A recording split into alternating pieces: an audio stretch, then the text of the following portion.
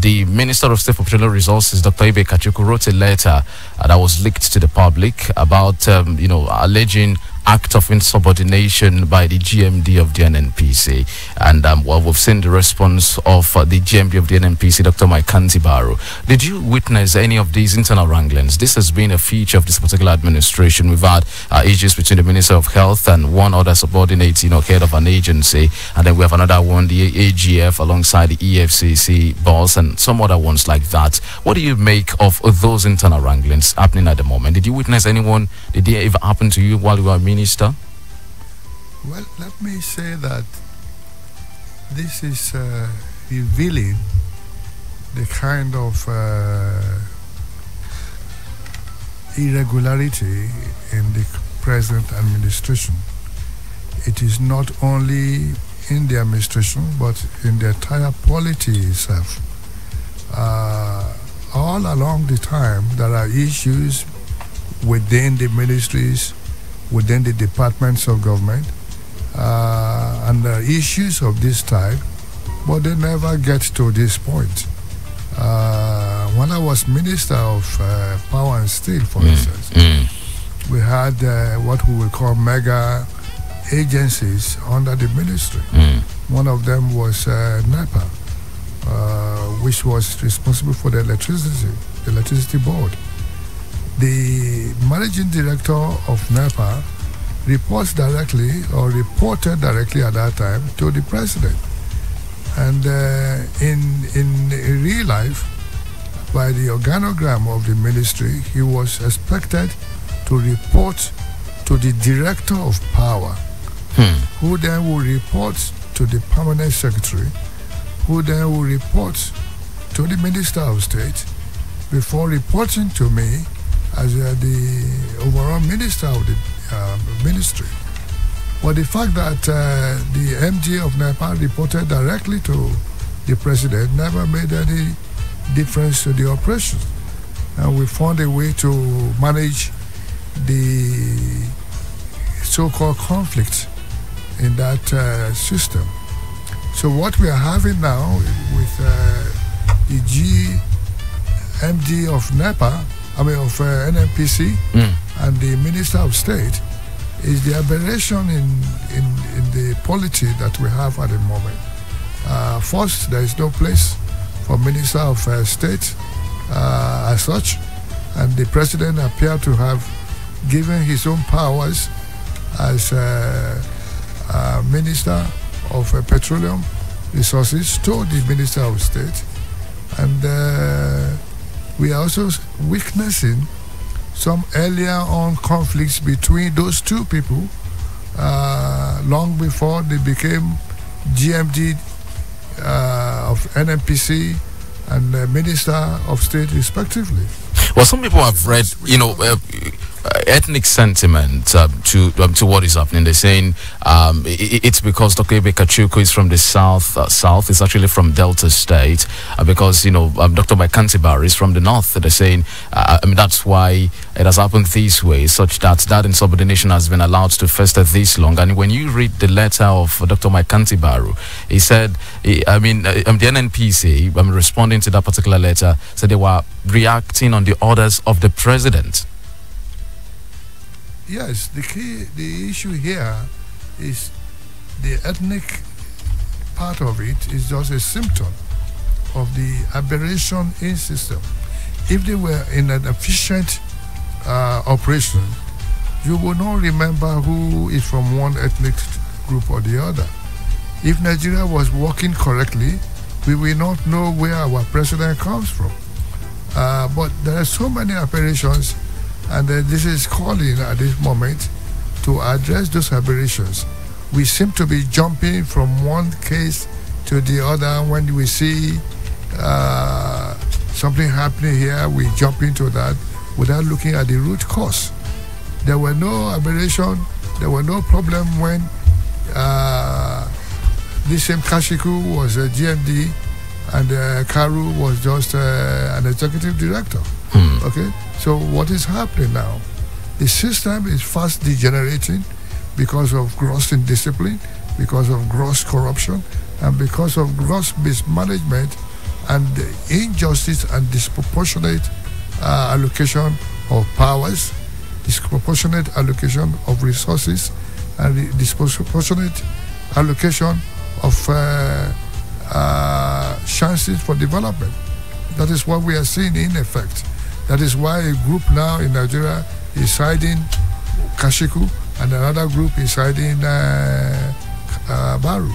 But we spoke to former presidential spokesman Dr. Donyo Okokwe some days back on this same program, and he said that it's actually, in truth, a feature of every government, saying maybe perhaps the Obasanjo administration was the one who handled it better, but then that from the Yaradua to Jonathan up to where we are now, that these internal wranglings of insubordination by one lower officer against a minister is actually a feature of the Nigerian governance system. First, the point I'm saying is slightly different. From Obasanjo time to other ministers' time, other presidents' time, some of the issues entrenched in the Constitution have been broken. Okay? They say, for instance, when the president says, I am a minister of petroleum, did he go through Senate? Did he go through the process that were put in the Constitution for a minister to evolve? No, absolutely. He just pronounced it. But it didn't lead into trouble because the country was at least slightly more in better shape. And the more the condition of the country deteriorates, the more issues that should not be in the fore will get into the fore. Okay? It's like in a family. Once you are unable to feed the children and the family members, other issues will come up, and you will find one child attacking another child, and you will find one child attacking the mom or the father. So when Obasanjo was president, all this happened, but it was well managed. And you didn't hear about it. All right. Well, let's move on. Another buzzword, in the Nigerian political system as of today is restructuring. And when you ask 20 different people in a room about what restructuring means to them, you get 20 different perspectives. It's just a bedlam, as it were. What does restructuring mean to you? And do you think that's actually what we need to solve our problems as a nation? Sometimes Nigeria makes me feel funny. You are questioning what is restructuring. People are angry, people are not well fed, people are not having good opportunities, people are feeling cheated. And they think, resolve this. And they believe restructuring will resolve it. Instead of the people who know to find out what restructuring will be to address the issues, they are asking us to define restructuring. And we are trying to define it in some cases. Let me go out of this country. Okay, let me go to another country. We're defining it anyhow that we want. It is not our responsibility to define. What we are saying are the symptoms as it applies to us. One section of Nigeria seems to be serving another one. Okay? And now, for instance, let me go to old issues. So we're not talking about vaccine issues now.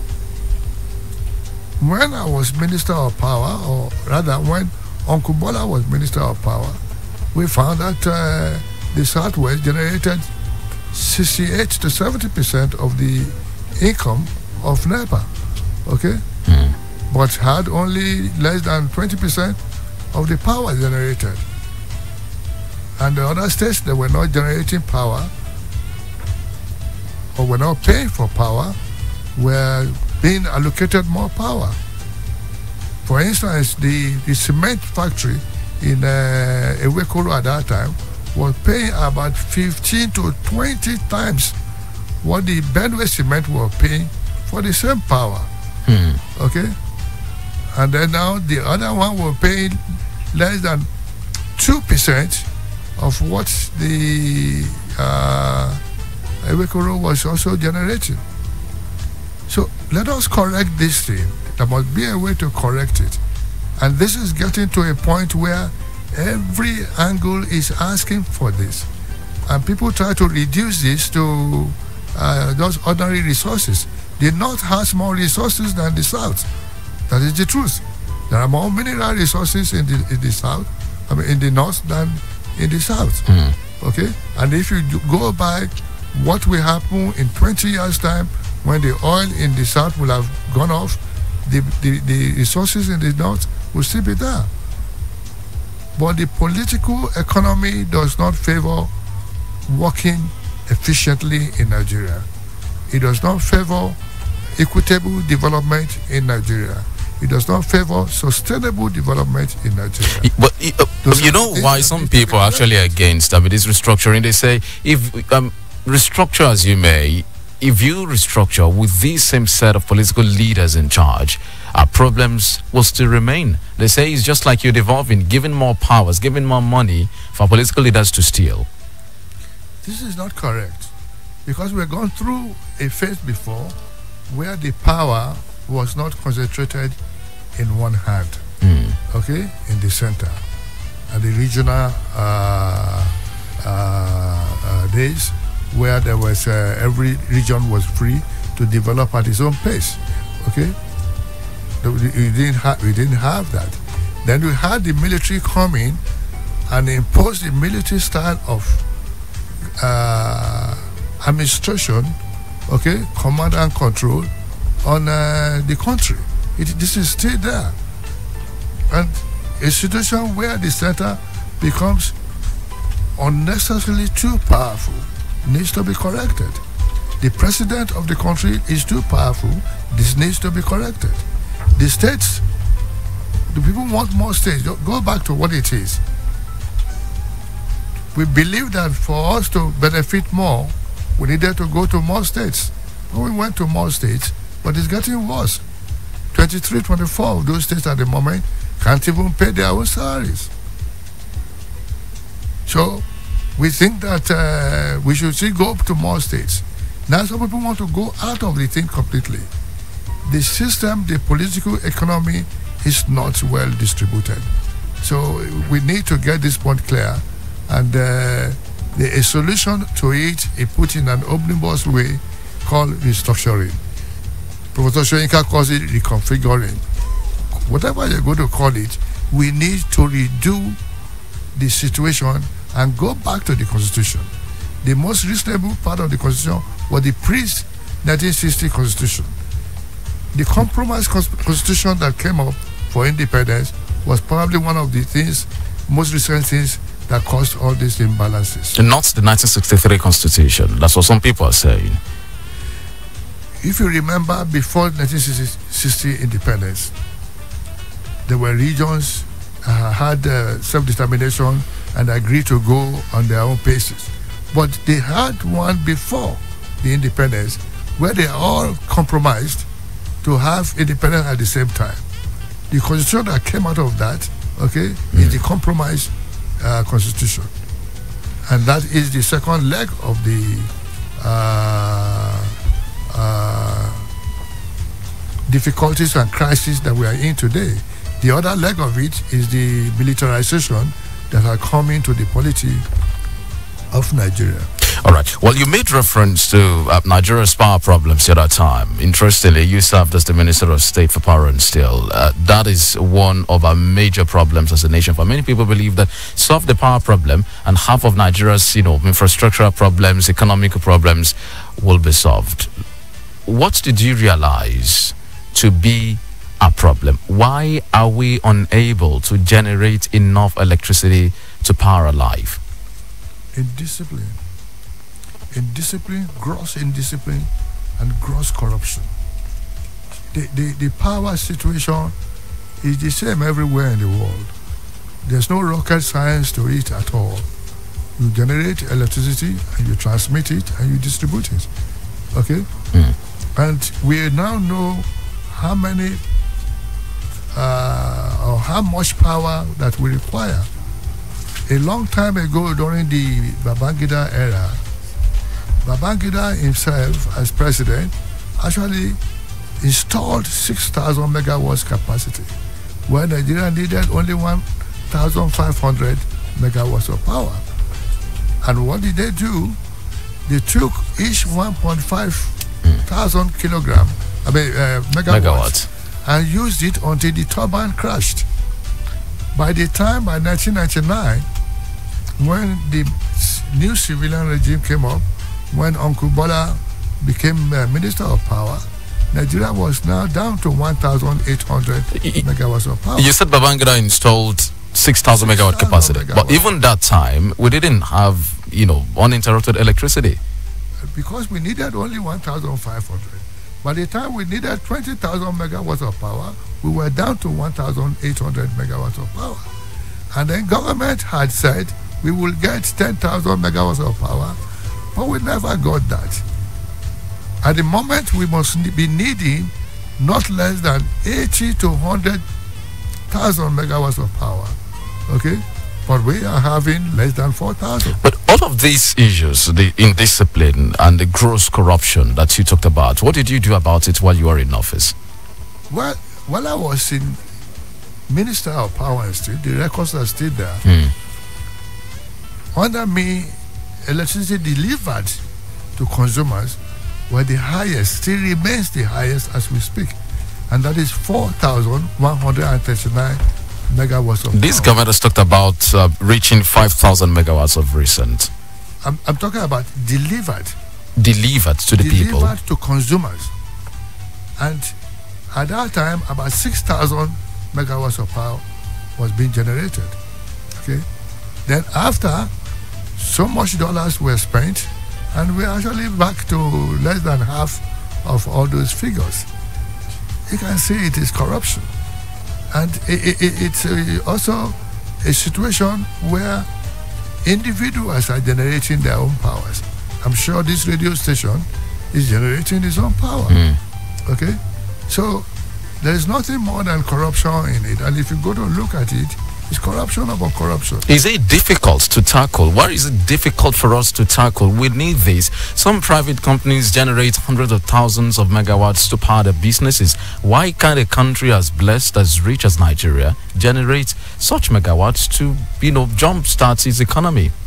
Well, I should stop repeating this issue of corruption, but also let you understand that the system at the moment, the configuration or the structure of the system breeds corruption.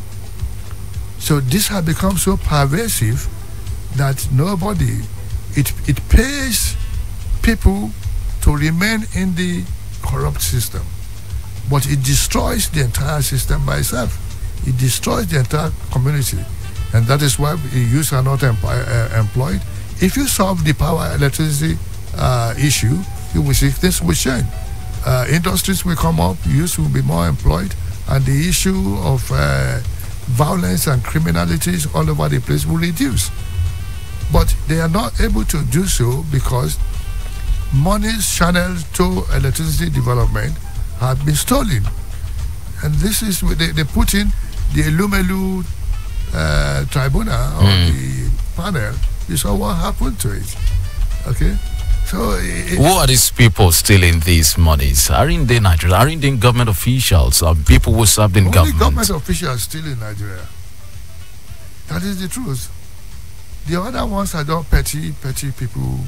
The real stealing in Nigeria is done by government officials. Was there any stealing? Today that we are Minister of Power, they will celebrate for you because they know that you are being put in position to steal. That is what it looks like. And that is what usually it is. Dr. Agoloye, tell me, was there any stealing of some of these funds under your watch while you were the Minister of Power and Steel? Of course, there must have been. Okay, but it was for me as from the time of Ige, for instance. I remember that when Ige first had his own crisis in the Ministry of Power and Steel, it was that he did not know, okay, that when there was Hajj, that he needed to pay and authorize NEPA to pay people to go on Hajj and money that they will spend. Also, he did not know that every weekend the minister takes home so much money.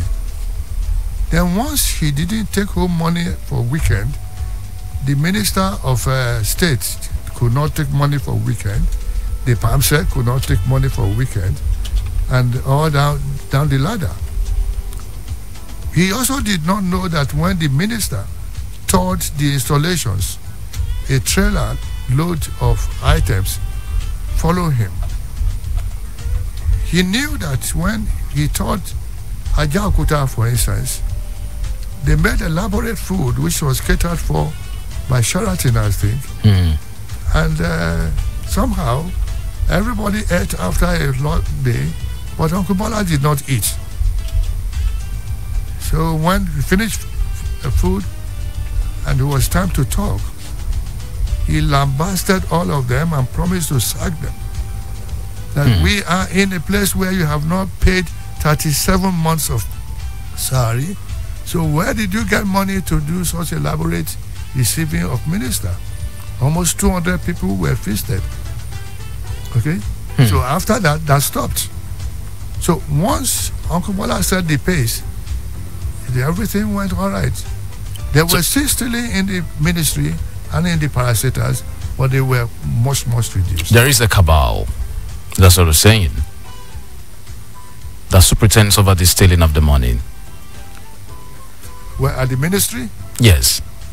Well, I don't know about cabal. We only hear about it. But there are thieves. So I don't know why they call them cabal. But why can't Once there are thieves in a system, they have the same modus operandi. They will not allow the good ones to be there, and they will not allow anybody to talk about it. And if you're not part of the system, they will take you out. And besides, they are vicious. If you meet an armed robber doing operation and he knows you, you won't get home. He may not kill the other people, but he's going to go after your head. So we need political will, strong political will, to deal with these people. It is a little bit more than political will, because political will gives the impression that it is we the leaders. But I think it is the followers that need to understand this. The leadership in Nigeria is a little better than the followership. The followership is where the problems are. And it is because the leaders had put them on the very low platform that they stop seeing the difference between good and bad. In fact, they are more drawn towards the bad than the good. But since this does not do anybody any good, they have to start the change. The change must come, if it's political will, the change in political will must come from below. And it is about coming, because we have 65% of the population being used.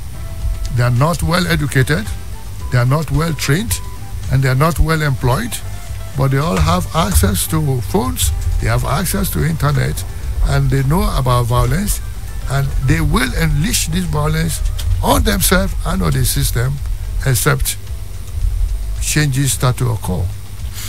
All right. Well, let's move on to the issue of your political history. You are a very close associate of the late Chief Bola Ige. You're also a very close associate of Professor Wale Soyinka. Some people have wondered why you parted ways with the progressives, with the core progressives. You are in that particular clique before. Why did you part ways with them?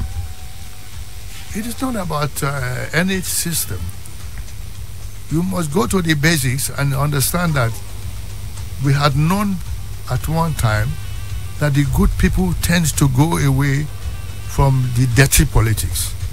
But the dirty politics and dirty politicians eventually determine what soup your wife will cook in the house. Okay? And they actually act dirty. Sometimes they fight in the house and break the mace and tear their clothes and so on. And then somehow they also behave as thieves, because they show corrupt tendencies and they steal the money of the public.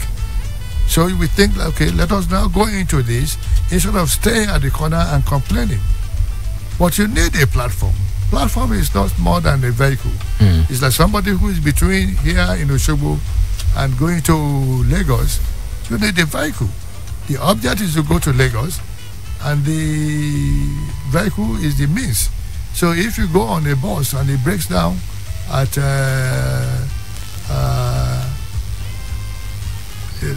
Ibadan or Odeda or something, you go on Okada and you go until you get to the place.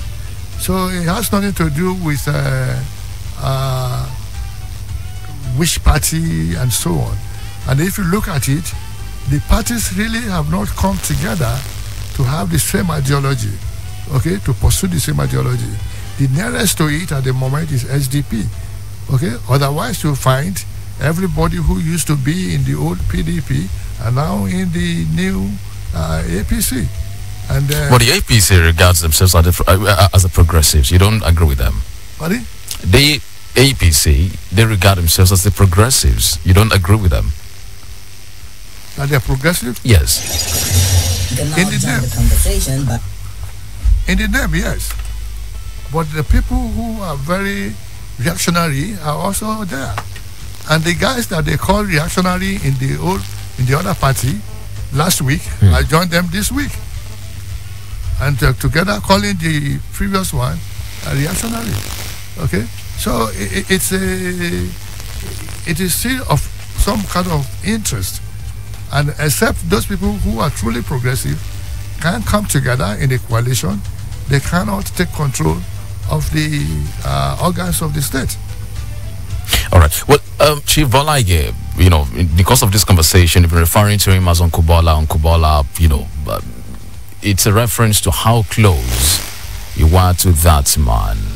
He was the chief law officer of this country when he was killed. You were his close associate, one of his closest associates. Who killed Chief Bolaige? God knows who did. And my own personal belief is that sooner than later, the truth will come out. Because such situations never get hidden. The truth has been long in coming, Dr. Agunloye. This man was killed several years ago. You are very close to him. You probably understand the dynamics, some of the things that happened before and during, maybe after that particular unfortunate incident. Do you have an inkling as to where the death might have come from? Well, I have been close to Uncle Bola from the days before he became the governor of Oyo, old Oyo State. And then I was with him 2 days or 3 days before he was killed. And my feeling was that, and they say that the killing is a fairly well orchestrated one, which makes it more difficult to disentangle officially. But I'm expecting that at one stage something will happen which would allow one of them to confess or to be found. Okay, if you see the sequences and the court cases and so on, then you will know that there is some orchestration which is also including a big cover-up on the matter. Well, some people believe that you must be aware of that letter that Chief Bolaige was said to have written, to the president, informing him of his decision of his plan to resign, to go back to his party. His party that he said was dying, to breathe, some fresh air into his dying party. Some people felt that that was some form of him signing his death warrant with that letter. Well, I have a feeling that the letter may have triggered a change in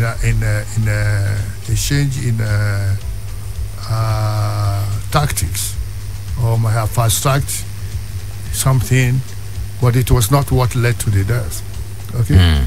Then the letter was personally delivered to the president, okay, by Uncle Bola himself, and to show the level of secrecy in that letter that I didn't see it. Because I was, at that time, the typist and the typewriter and the stenographer of Uncle Bola. So a letter like that will have been typed out by me. Okay? Either he dictates it and I write it, or he writes it in longhand and gives it to me. But I didn't even see it. He wrote it all in longhand by himself and took it personally the same day or the second day to the president. And he went to see the president with his wife. Okay? And what happened to that letter after is difficult to know, but the letter must have played some role. But Professor Wale Soyinka made an issue out after that particular letter, saying that letter plays a big role in what eventually, led to the death of the late chief. I won't say big role. I would say played a role. Okay? Because big role shows 80% and you are leaving other 20% to something else. But a role, it played a role. Because you cannot write a letter on Wednesday, submit it on Wednesday, and get killed on Sunday. So that means letter ran only furiously in 3 days. Okay? But that letter played a role. And, do you think, some people have said this, that, his death could just have been state-sponsored? Do you state-sponsored, that is that the hands of state, that state has a hand in his death? It is possible. It is possible, and there is. If you look at the case properly, you will see attempts to cover up in that case. And once there's a cover up or any attempt for cover up, then you will think that maybe the state is aware of what is going on. Whether the state planned it or not is a different issue. But the state may be aware, and I expect that the state will be aware, because that's what they call the state. Okay, how can they kill your Attorney General of the Federation and Minister of Justice, and you may not know about it at the time, or you must find out and know about it later. Well, after his death, the PDP made strong inroads into the southwest. Do you think that would have been impossible if he were to be alive? It's difficult to know, because that is theory, but I believe if Uncle Bola did not die, we may not be where we are at the moment. Where will we be? It will not be here. We may have all gone to PDP. We may have all gone out of PDP. We may all be in APC by now. They may not be APC. Because Uncle Bola was a strong contending factor, not only in the southwest, but in Nigeria. Okay? And he had ability to reach other places. He goes to the north and speaks fluent Hausa to them, so he can convince them. He can talk with them. And he has friends. That's why I still have friends across the Niger. They were all Uncle Bola's friends. So he has friends everywhere, and he could have pulled through a new system. Well said. Are you happy, if I ask, with the state of are you happy with the role that Chief Olusegun Obasanjo played in the aftermath of that death? Are you happy with the way he handled it? On the Uncle Bola issue? Yes. It's difficult to say things like that. Okay? It's difficult because Obasanjo should remain, and it is, I believe, remains an enigma in Nigerian politics and a Yoruba man. And it will be funny for me to stay on radio and be saying whether I think he has this or that on Uncle Bola. But could he have handled it better? In the investigations, prosecution, whatever? Well, he didn't know exactly when Uncle Bola was killed. That's what he said when he came to Uncle Bola's house. And I was there when he was actually weeping, as he said so. But so handle it better, I don't know what else he would have done. All right, well, let's move away from that. Let's talk about the FRS. You played a key role in the formation of that particular institution as of today. Would you say, as of today, the FRS is losing focus, or is it waxing stronger? Well, FRS is more focused on the road safety at the moment. But the parameters are bigger. The level of indiscipline in the system had become bigger, and then now the level of indiscipline and corruption in Nigeria have become bigger. The value, the many cars, too many drivers, too many offenders. So it may look as if road safety is not that focused, but when you see their records and you compare on international level, you will know that road safety is... Was this the FRSA you envisioned when you started? Was this the FRSA you envisioned when you started it? It is the same one, except that it is now much bigger, much preoccupied, and more efficient, really. But it has also more crises, more problems. There are more bad eggs than when I was there, but there are also more good eggs there than when I was there. Well, Professor Wole Soyinka played a very big role, you know. In fact, some people said they actually made you the head of that agency then. You have very interesting, very close relationship with Professor Wole Soyinka also, as you had with Chief Bola Ige. Tell me, did you aid the escape of Professor Wole Soyinka during the Abacha years through the Nadeko route? That's being in public spaces. We will write a book. It is not time to do so. You know, I am no longer on the firing line, but then we will write exactly what happened. It's been sort of a stuff of legends. They say you aided many Nadeko chieftains. Professor Wole Soyinka. That was why I was removed from road safety. But we will write. We know the truth, so we will write it later. You know, tell us part of the truth here, Dr. Agmaloye. Did you aid his escape, and how did you aid it? I will not say something about it at this program. Not even part of the truth. You say you're going to write a book. Tell the truth, yes, but you could just give us a hint. Talk about it now. You won't enjoy the book. You could give us a hint so that you could just whet our appetite. The hint is that I will say what I know about it later. But tell us about in Nadeko years. How was it then? Well, I played, you remember I was a government officer, but I played my own role about Nadeko, and I also earned my own punishment about Nadeko.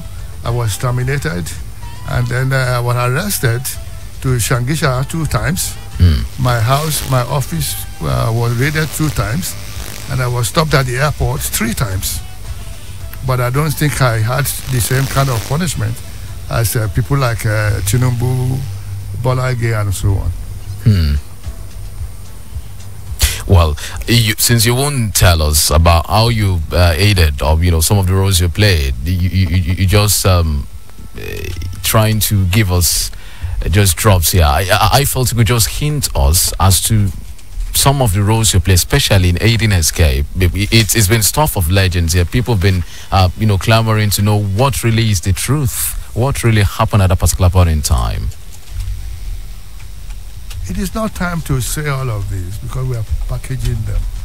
But then now it is sufficient to say that yes, I was not insignificant in this, and also to say that in one particular occasion, when my house and office were raided in Lagos and everything taken away, it was because they thought that was where Radio Kudirat was broadcasted. Okay, so that can show you what government was thinking. All right. Well, just before we open the phone lines, Dr. Akinloye, let's look at the issue of the pirates' confraternity. You all remember, many people today believe that was what led to the issue of cultism that we have in the country today. I don't think so, because everywhere, including University of Cambridge and so on, they have associations, usually called confraternity or fraternity. But things have degenerated in Nigeria, so even the so-called good clubs have become bad clubs. All right. Well, let's take a break. We'll open the phone lines now for Dr. Agmaloye. I've been speaking with the former Minister of State former Minister of State for Defense, Minister of Power and Steel in this great country of ours, and also the pioneer head of the FRSA, who was also part of the Nadeko struggles back then in the military years. We open the phone lines for you shortly. You can now join the conversation by calling 0703-175-9177, 0703-175-9177, and 0902-427-3808. You can equally make use of our social media platforms. For WhatsApp, 0703-175-9173, 0703-175-9173. Tweet at us at Rave917FM, and Facebook is Rave917FM. Do remember to turn down the volume on your radio set or move away from it. And please, let's keep our comments civil. Thank you.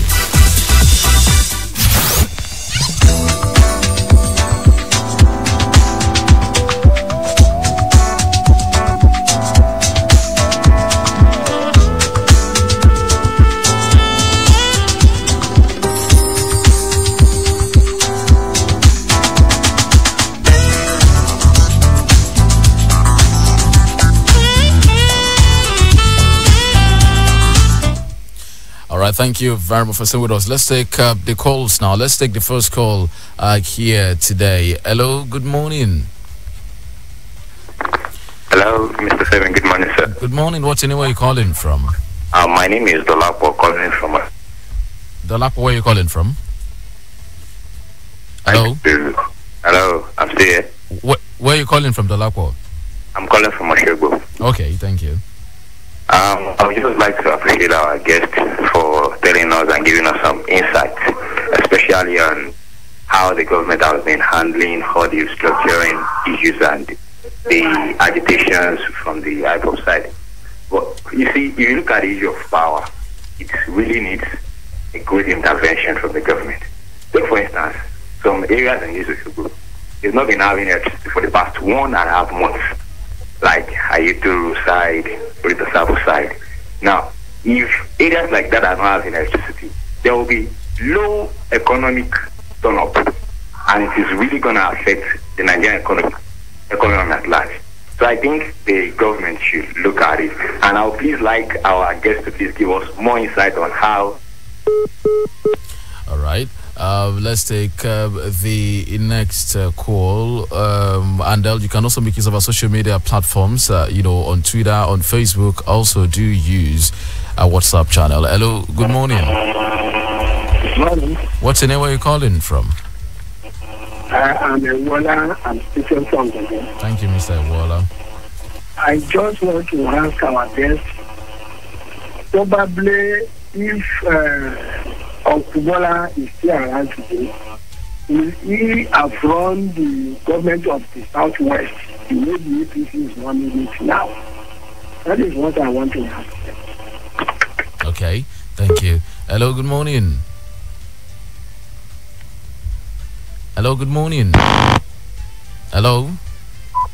Yeah, hello, good morning. What's your name? Where are you calling from? Hello, good morning. What's your name? Where are you calling from? Mr. Law from Malaysia, good morning. Let's have a contribution, Mr. Law. Yeah, firstly, I commend your guest this morning. You have been well. Now, I just want to ask him, when he was in charge of the power of this country, so he has said that he's spent much megawatts for this country. What is the policy of government that have changed all those achievements that he has achieved in that ministry? Thank you. Okay, Mr. Law, thank you. Hello, good morning. Hello, good morning. What's your name? Where are you calling from? Mr. Sunday from Oshogbo. Thank you, Mr. Sunday. Yeah, I want to correct my impression. You keep on saying this great country, this great country. I don't know how we'll be a great country when Nigeria we cannot eat 3 women in a day. I don't know how can we can be a great country when all these things is happening. Money is being stealing. We have not been hearing anything. But be that as it may, until the South come together to dislodge the cabals in the North, until that is done, all this will be just talk. All right, thank you, Mr. Sunday. Hello, good morning. Okay, this message is from Oluwaseyi from Oshogbo. We say, good morning, Mr. Femi. The man has spoken very well. He answered all the questions very wisely, but I know the truth will surely come up. And also, this... Hello, good morning. Hello, good. What's your name? Where are you calling from? Emmanuel from Ileife. Thank you, Emmanuel. Yeah, please, I want to ask the guest speaker, when he was the minister, sir, did they checkmate? There is something about power that we're not looking into. In some area, when there is any fault, do you know people contribute money to repair? And at the end of the day, you will still go and paying bills. If you go to the NEPA and complain, then now it's PHN, even now that they are private sector, if you go there and complain, they will tell you they have not approved it from the top. All right, thank you. These messages from Joseph Oluwadamilari. So we need people like Dr. Agunloye in Nigeria. He's a man of wisdom. My question for him is this: where do you see Nigeria in the next 10 years, especially in terms of leadership? Thank you very much. We'll answer that later on. Let's take one more call so that we can get back to Dr. Agunloye. Hello, good morning. Hello, good morning. My name is Where are you calling from, Mr. Wall? Thank you. All right. Baba, you are one of the very few leaders I so much admire. I could never always rush the office in Adeshika when you were contesting. And please, Baba, your book, when is it going? See, I want you to make it the book. With you, you have a lot to learn from people like you. Please, Baba, quickly write it and teach us something. Please. All right. God bless you, Baba. Well, thank you very much. Let's get back to Dr. Gloye. He's also writing, but then I have a question with me here also that I'd like to add to that. Well, two questions really. You are not longer saying, I'm surprised that you're no longer saying in the company of the likes of Chief BC Akonde, the likes of Ashoj Bola Tinubu, these are Uncle Bola's friends. Why are you not saying in their midst again? In fact, I recall at some point it seems you have an issue with Chief BC Akonde, even referred to you as a traitor, saying you betrayed the progressive sort of. What is wrong? What went wrong? I don't know whether I should answer that first because it was the last question that he asked me. I will just quickly throw a little bit of light. Okay. To the power discontinuities.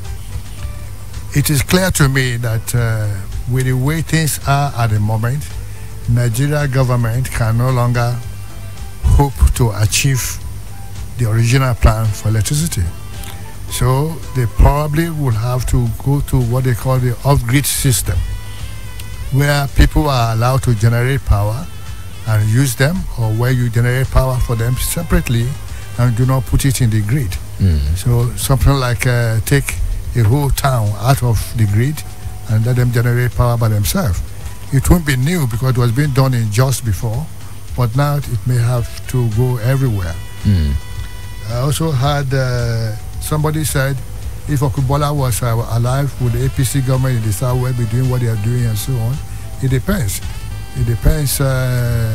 What I know is that if Uncle Bola were alive, this would not be the same, okay? Because he has a significant factor that he could have put and contributed on it. As Power Minister, I also did not only generate and deliver the maximum that Nigeria already had now, okay? I also visited all the power stations. All. And I got them service for the first time or for the second time.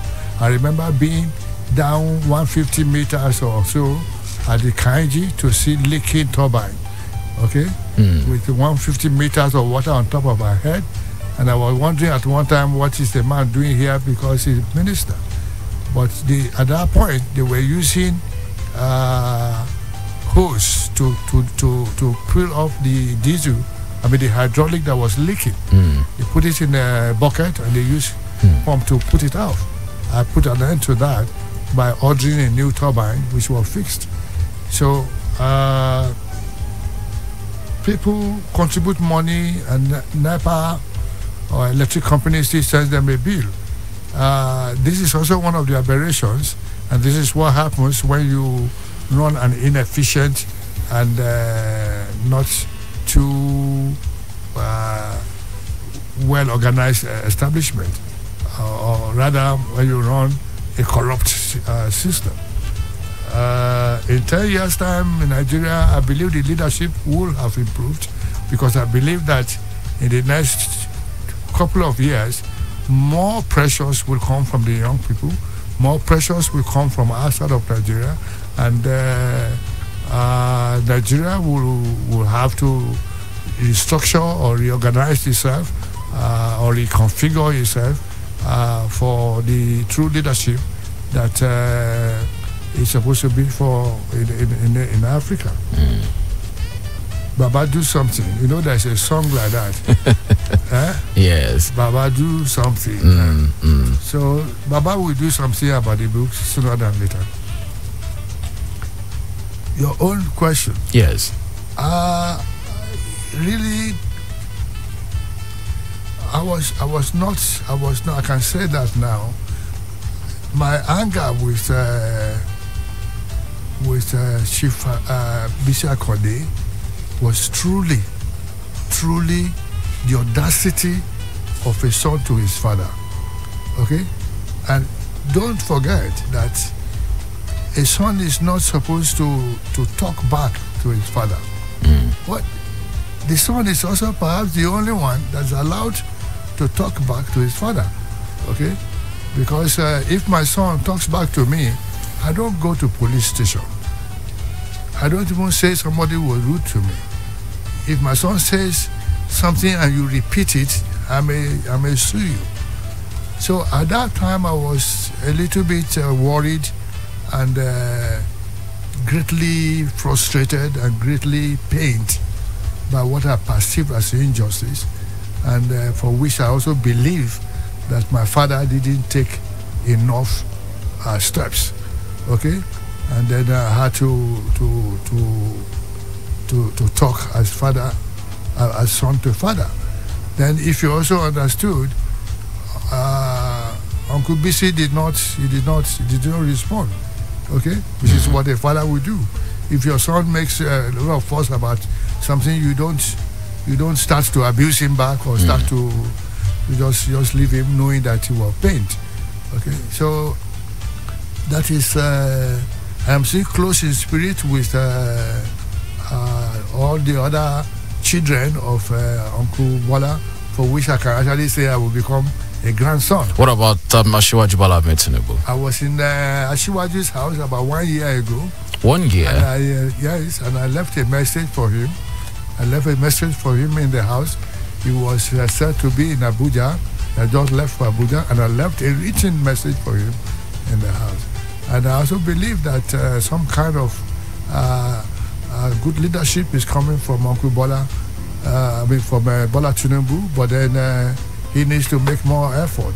He's sitting too much quiet, and that he needs to come out so that people will know that, yes, there are progressive forces and voices in the Southwest. Well, finally, before I let you go, Dr. Agoloye, you yourself and Dr. Babatude Obada are the brains behind the e-government initiative. Tell us about this one. Yes, that's why I'm in Osogbo at this moment. And this has started some 2004, and with a couple of misunderstandings, as was expected, in between, and we are struggling to put the establishment onto proper roads so that it can be self-sustaining and it can be in what they call autopilot.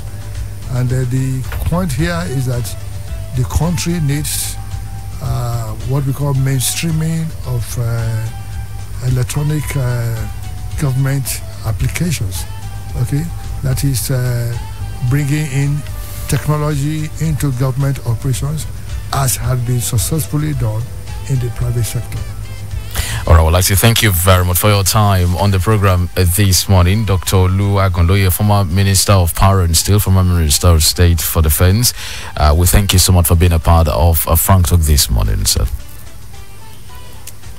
Thank you. Well, on behalf of the team and executive producer, thank you so much for your time. Thank you for joining us on Frank Talk this lovely Wednesday morning. We'll be back here tomorrow for another edition of the program. My name is Femi Olanipekun. Do for yourself a great Wednesday. Bye-bye.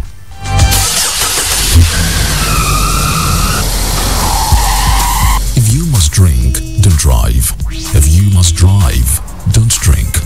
Drive with care and attention. Obey all traffic rules and regulations. Avoid speeding. Remember, you have a family that needs you. Road accidents kill many lives and destroy dreams. Be cautious while driving. This message is from Rave 91.7 FM. Dreams are valid. You too can be a champion.